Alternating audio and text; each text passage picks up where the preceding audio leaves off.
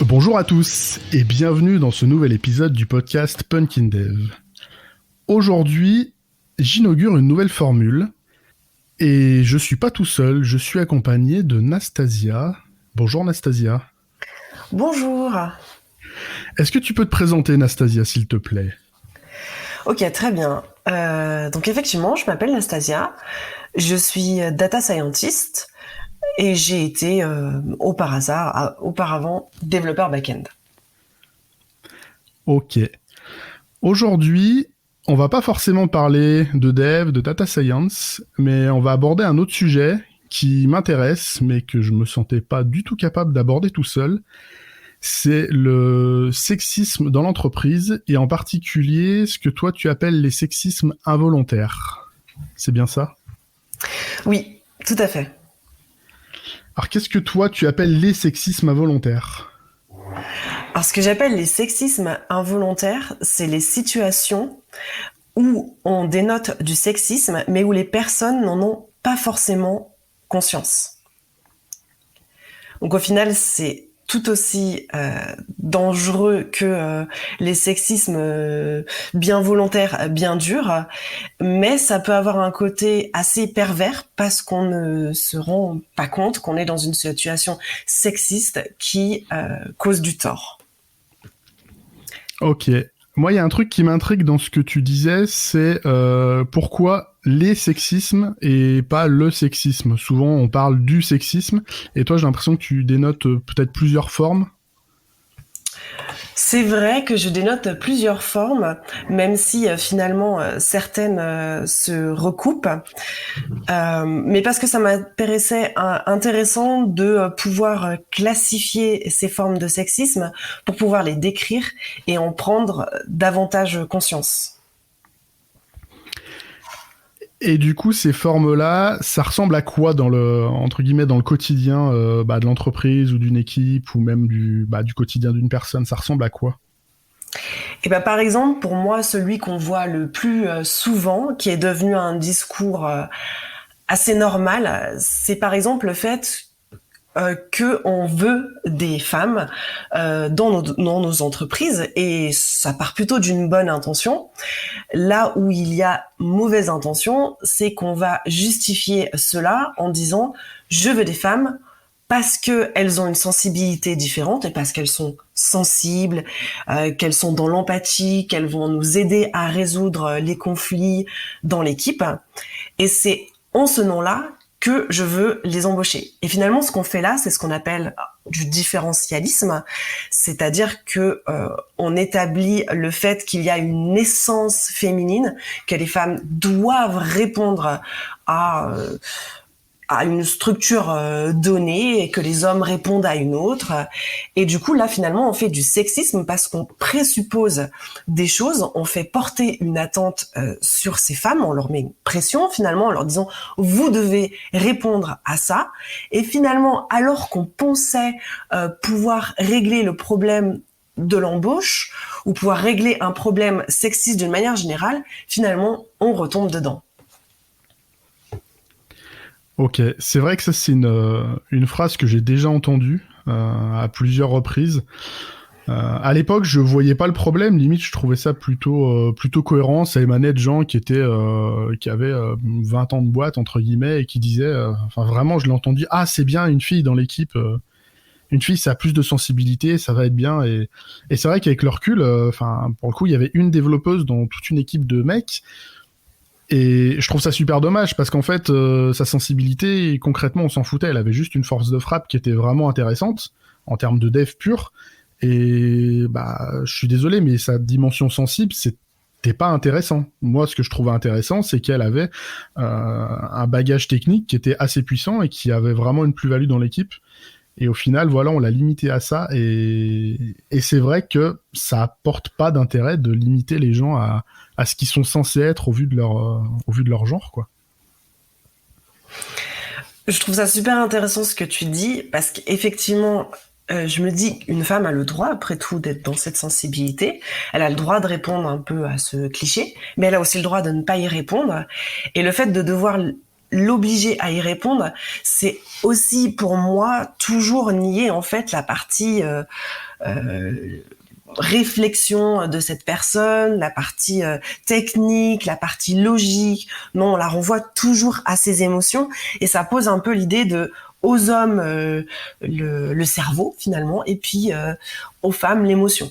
Je dis pas que l'émotion n'est pas une forme d'intelligence, mais quand même il y a une différence qui s'établit encore une fois dans cette idée qui est véhiculée et je trouve ça assez dommage parce que finalement les gens sont toujours dans des carcans. On les fait évoluer certes, mais ils sont toujours dans des carcans. Et du coup là on touche du doigt un petit peu on a le constat, mais on touche du doigt qu'est-ce qu'on peut faire, comment on doit, en tant que juste membre d'une équipe, moi, qu'est-ce que je peux faire pour essayer peut-être de couper cette dynamique ou de la limiter? Comment on peut réagir en tant que personne d'une équipe si on remarque des choses comme ça? Je pense que déjà, pour moi, la chose la plus dure, c'est d'en prendre conscience, parce que je pense on est tous, malheureusement, un peu tous dans ces préjugés, parce qu'on est dans une société qui est bâtie depuis longtemps comme ça, et que c'est dur d'en sortir.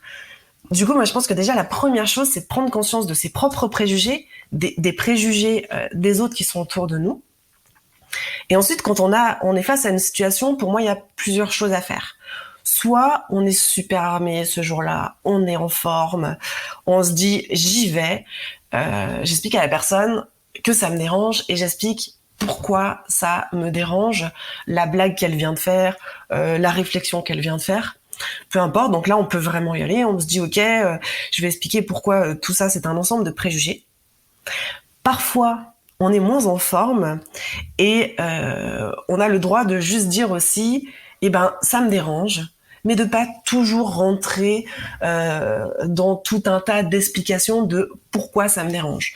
Parce qu'au quotidien, notamment par exemple les femmes, elles en subissent des réflexions comme celle-ci. En tout cas, je parle en mon nom, c'est assez quotidien et du coup, on n'est pas toujours armé pour répondre du pourquoi, du comment ça nous dérange, mais on peut aussi juste dire ça nous dérange et c'est déjà pas mal.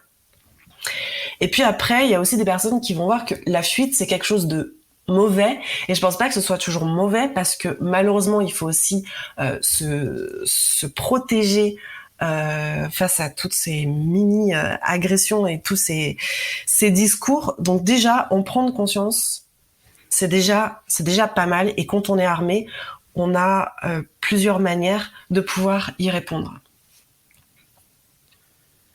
Là-dessus, sur un peu la prise de conscience, je me souviens d'une keynote qu'avait fait Audrey Neveu à je ne sais plus quelle conférence et où elle concluait un petit peu.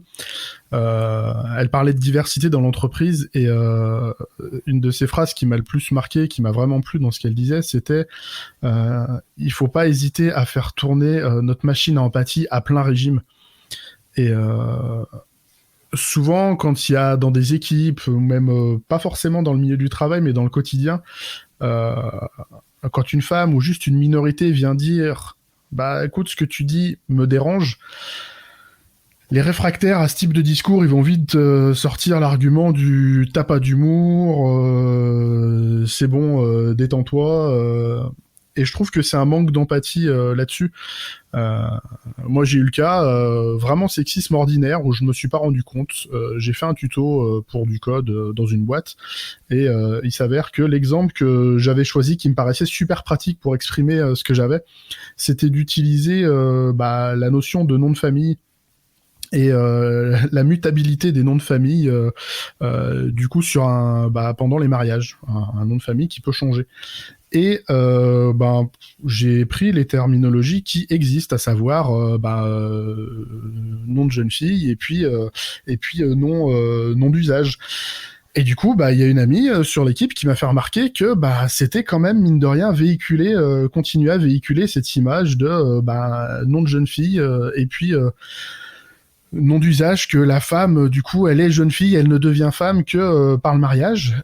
Alors sur le coup, j'ai fait ouais, vas-y, elle me saoule, c'est bon. Et puis j'ai fait déjà d'une part, si elle me le présente comme ça, c'est qu'elle a un ressenti que je suis pas en droit de balayer d'un revers de main. Et puis, quelque part, après, qu'est-ce que ça me coûte? Plutôt que de mettre nom de jeune fille, nom d'usage, de mettre nom marital et puis nom de naissance. Et ça me coûtait rien. Et voilà. Et j'ai trouvé ça intéressant. Mais c'est vrai qu'on a toujours...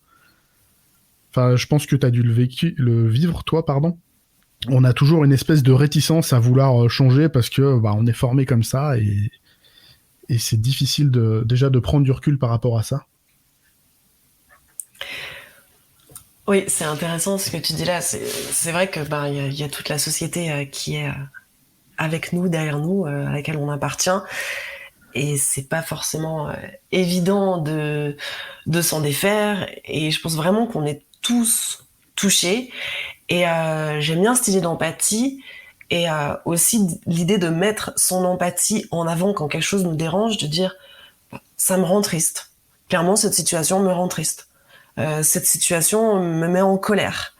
Et de parler de soi pour expliquer pourquoi quelque chose nous dérange. Et peut-être que ça peut avoir déjà parfois plus d'impact que de devoir expliquer les problèmes sociologiques ou ce genre de choses. Je pense que c'est une bonne piste. Est-ce que toi, dans ton passif, t'as vu des démarches qui te semblaient intéressantes à aborder pour adresser ce type de problématique, justement? Alors j'en ai vu une que je trouve particulièrement intéressante et à laquelle j'ai aussi participé, qui s'appelle Code-moi un mouton.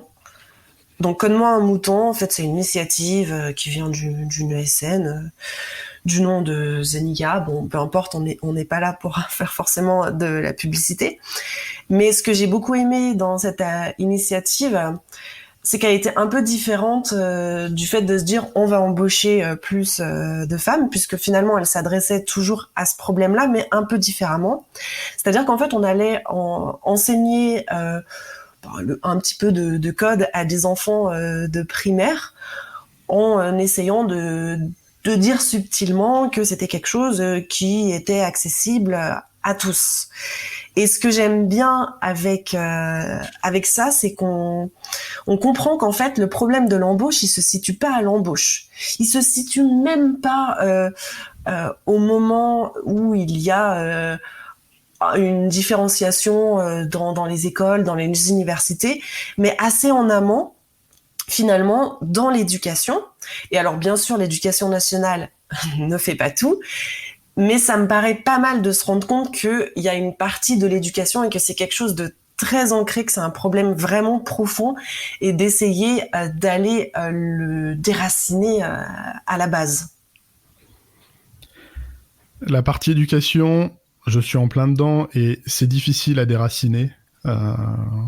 Moi, j'ai un petit garçon qui est revenu, peut-être pas en pleurs de l'école, mais qui était triste parce que il avait pas le droit de ne faire je sais plus quoi parce que c'était un garçon et puis de toute façon sa copine machin avait pas le droit de faire un truc parce que c'était une fille, et on a passé pas mal de semaines à un petit peu débunker ça, à essayer de trouver des explications et surtout de trouver des exemples. C'est assez je pense que quand il y a un exemple inspirant, ça a beaucoup plus de poids que toutes les explications du monde.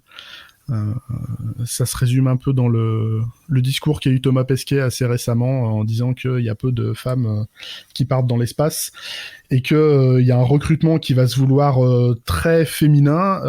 On lui objectait que oui, mais il va y avoir de la discrimination si on prend plus de femmes que d'hommes. Il dit oui, mais en même temps, il y a de la discrimination dans l'autre sens depuis plus de 60 ans. Donc à un moment, si pendant quelques années, on fait de la discrimination positive d'embauche des femmes, ça va créer des modèles, ça va créer des inspirations, et à terme, il n'y aura plus besoin de discriminer, on prendra vraiment les gens de manière indifférenciée, quel que soit le genre. Et il a bouclé ça en une phrase, et j'ai trouvé ça assez pertinent et assez intéressant. Mais la partie éducation, on a encore tous du boulot là-dessus, je suis bien d'accord. Nastasia, je te remercie d'être venue dans le podcast. Si les gens ont envie d'en savoir plus sur cette thématique-là ou envie de te suivre, on peut te retrouver où ? Je dirais principalement sur Twitter. Voilà, donc @sabi _Nastasia.